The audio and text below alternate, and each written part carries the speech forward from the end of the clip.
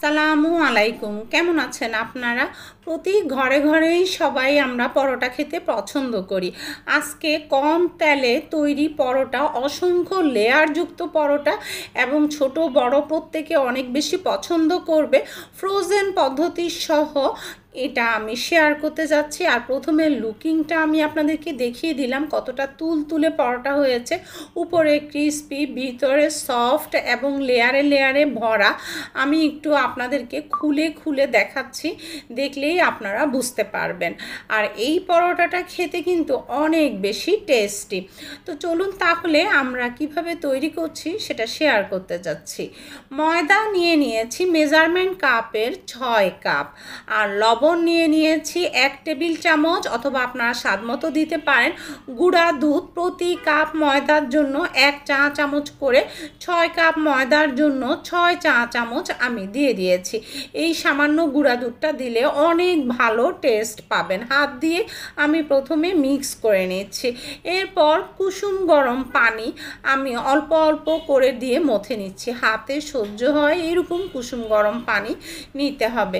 তো একসাথে বেশি না দিয়ে অল্প অল্প করে দিবেন, তাহলে নরম হওয়ার চান্স থাকে না। তো দেখুন আমি এখন অনবরত মথে নিব। পারফেক্টলি মথা কিন্তু অত্যন্ত জরুরি, তা না হলে পারফেক্ট সেই খামিরটা তৈরি হবে না, যা দিয়ে পরোটা অনেক টেস্টি তৈরি হবে। তো যাই হোক, 3-4 মিনিট অনবরত মথে নিচ্ছি, এখনও কিন্তু তেল ব্যবহার করিনি। তো এই 3-4 মিনিট মথে নেওয়ার পরেই দেখুন পরোটার খামির অনেক সফট হয়ে এসেছে। এখন আমি এখানে তেল ব্যবহার করব। আর এখানে আমি প্রতি কাপ ময়দার জন্য 1/2 চা চামচ করে টোটাল 3 চা চামচ তেল দিয়ে এবার একটু মথে নিচ্ছি। তেল দেওয়ার পরে আরও প্রায় 2 মিনিটের মতো আমি ভালোভাবে মথে নিয়েছি। আমি কিন্তু সমস্ত কিছুই মেজারমেন্ট সেটের পরিমাপ অনুযায়ী করছি, আপনারাও মেজারমেন্ট সেটের পরিমাপটাই ফলো করবেন। এখন কভার করে 30 মিনিট আমি রেস্টে রেখে দিলাম। হাতে সময় থাকলে 1 ঘন্টাও রেস্টে রেখে দিতে পারেন। দেখুন 30 মিনিট পরই কিন্তু সব সেট হয়ে গিয়েছে। খামিরটা এখন পরোটা তৈরির জন্য একদম পারফেক্ট। তো প্রথমেই আমি একটু ভাগ করে নিচ্ছি।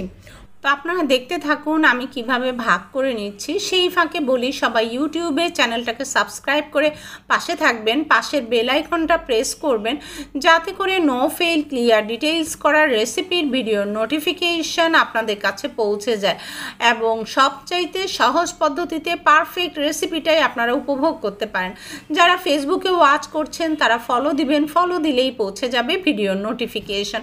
আমি 15 ভাগ করেছিলাম, আর কিভাবে আমি হাত দিয়ে শেপ করলাম সেটা আপনারা দেখেছেন। আরও একটা আমি করে দেখাচ্ছি। এভাবে করে আগে যদি সবগুলো লেচি আমরা হাত দিয়ে এভাবে শেপ করে রাখি, তাহলে বেলার সময় এগুলো আবার ছোট হয়ে আসাটা, দেখবেন পরোটা বেলার সময় যে ছোট হয়ে হয়ে আসে ওটা আর আসবে না, খুব সহজেই ছড়িয়ে পড়বে। আগে যেগুলো আপনারা শেপ দিয়েছেন সেগুলোই আগে বেলবেন, কারণ ওগুলো সেট হয়ে গিয়েছে। তো দেখুন আমি এখন ময়দার ছিট দিয়ে প্রথমে একটু পাতলা করে বড় রুটি বেলে নিচ্ছি, তারপরেই আমরা পরোটার শেপ দিব। যারা প্রথমবার তৈরি করছেন তারাও যাতে ফেল না হয় এজন্য ডেসক্রিপশন বক্সের সমস্ত উপকরণ কতটুকু কি ব্যবহার করেছি দিয়ে দিয়েছি। দেখতেই পাচ্ছেন আমি এখন ভালো করে তেল ব্রাশ করে নিয়েছি। এরপর উপর দিয়ে ময়দার ছিট দিয়ে দিচ্ছি। পুরো পরোটাটাতেই অল্প অল্প করে ময়দার ছিট দিতে হবে, যাতে সুন্দর করে লেয়ার হয়। আর দেখুন ভাঁজ কিভাবে করছি, একদম সহজ এই ফোল্ডিংটা। দেখুন একটার উপরে একটা সমান করে ভাঁজ করে দিলাম। এরপর এখানেও সেই একই রকম একটার উপরে একটা সমান করে 3 ভাঁজ করে নিলাম। এখন ময়দার ছিট দিয়ে বেলে নিতে হবে। তো আগে সমস্ত পরোটাগুলো আমি এভাবে করে আগে ফোল্ড করে নিলাম।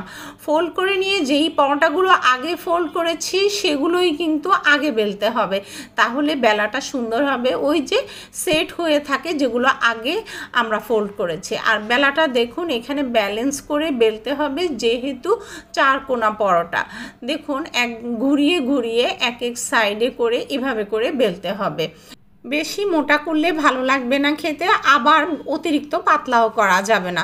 আমি একটু দেখিয়ে দিচ্ছি, দেখুন অনেকটা রুটির মতো করে বা রুটির চাইতে হালকা মোটা। তো এখন গরম তাওয়ায় আমি লো মিডিয়ামে ভেজে নিচ্ছি। আগুনের আঁচটাও দেখিয়ে নিলাম। অবশ্যই তাওয়াটা আগে গরম করে নেবেন। গরম তাওয়াই পরোটা ছেঁকতে হয়, পরোটা দীর্ঘ সময় ছেঁকলে কখনোই পরোটার টেস্ট থাকে না। তো উল্টে উল্টে দুই পাশটাই আগে সাদা করে ভাজি করে নিচ্ছি। আর যেহেতু তাওয়া আগে থেকেই গরম, এটা ভাজি হতে বেশি সময় লাগবে না। পরোটাও আমি মোটামুটি পাতলা করেই তৈরি করেছি। এই পাতলা পরোটার মধ্যেই কতটা লেয়ার আছে সেটা আপনারা প্রথমেই দেখেছেন। পরোটা যখন সাদা হয়ে গেল তখন আমি তেল দিয়ে দিলাম। প্রথমে উপরের পাশটায় দিয়ে তারপর তেলগুলো নিয়ে আবার নিচের দিকে ছেড়ে দিলাম। তো নিচের দিকেও একটু লেগে আসলেই তেলটা তারপর আমি আস্তে এর উপর উল্টে দিচ্ছি। এই যে এখন দুই পাশটাই সুন্দর করে একটু চেপে চেপে ভাজি করে নিচ্ছি। ব্যাস, উপরে ক্রিস্পি এবং ভিতরে অসংখ্য লেয়ার।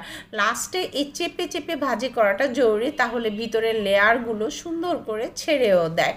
তো আমি এখন পরোটাগুলো নামিয়ে নিচ্ছি। আর কিভাবে ফ্রোজেন করবেন সেটাও আমি দেখিয়ে দিব।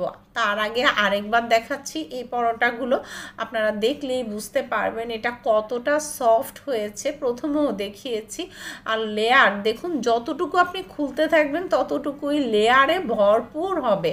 আপনারা যদি হুবহু ফলো করেন অনেক বেশি টেস্টি পরোটা খুব সহজে তৈরি করে ফেলতে পারবেন এবং 15-20 দিনের জন্য সংরক্ষণও করতে পারবেন।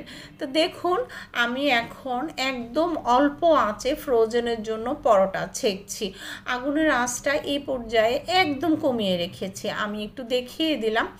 দুই পাশ আমি ছেঁকে নিচ্ছি, হালকা ভাজি করে নিচ্ছি। পুরোপুরি কালার আসবে না, তো জাস্ট কাঁচা ভাবটা চলে যাবে। দেখেছেন, এরকম করে ছড়িয়ে আমি রুম টেম্পারেচারে এনে নিচ্ছি। কিন্তু ফ্যানের বাতাসে কখনো পরোটা ঠান্ডা করবেন না, তাহলে পরোটা শক্ত হয়ে যায়।